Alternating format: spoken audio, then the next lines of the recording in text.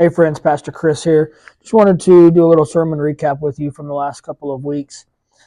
We have been going through the Gospel of John for probably the last 6 weeks. And the last couple of weeks we have been in John chapter 4. And so in John chapter 4 we see the story of the Samaritan woman. And when she comes and to the well and she meets Jesus there and her interaction with Jesus. And so we saw that last week, just how Jesus offered her to thirst from the living water. And that she didn't really understand exactly what he was talking about, because she says, give me this water so that I won't get thirsty and won't have to come here to draw water. And that's in John 4:15. And then we know that Jesus tells her to go get her husband, and she says, well, I don't have a husband. And Jesus says, you're right, you've got 4 or 5 husbands, and the man that you're with now is not your husband. And so yesterday we looked at verses 27 through 42 in John chapter 4. What I like about this story and this text that we looked at yesterday in 27 through 42 is that this Samaritan woman who just met Jesus had a life-changing experience with Jesus. She runs back to her community. She leaves her water jar, her water jug at the well. At that point, that didn't matter to her, and she runs back to the community, and she begins telling people in her community about her experience. And she says, let me find it here. She says that she goes back and she begins to tell people, and that the town, this man, and he came and he told me he told me everything I ever did. This must be the Messiah. Come see a man, told me everything I did. Could this be the Messiah? They left the town and made their way to him, verses 29 and 30. And then the disciples, they make their way back to Jesus, and it goes on. We see that now many Samaritans from the town believed in him because of what the woman had said when she testified. He told me everything I ever did. So when the Samaritans came to him and they asked him to stay with him, and he stayed there 2 days, many more believed because of what he said. And they told the woman, we no longer believe because of what you said, since we have heard for ourselves and know that this is really the Savior of the world. And that's 39 through 42.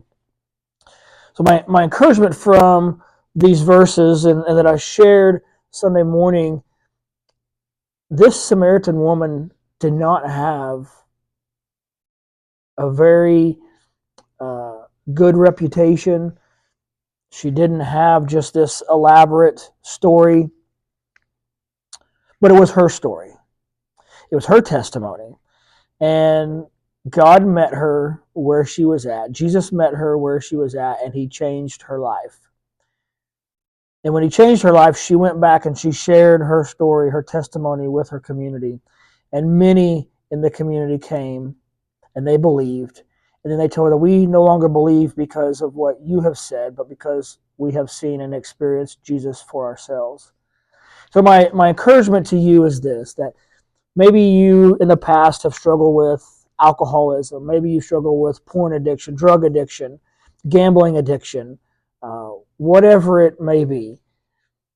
And you feel like my story's not important. You feel like Jesus can't use me. Jesus can't use my story.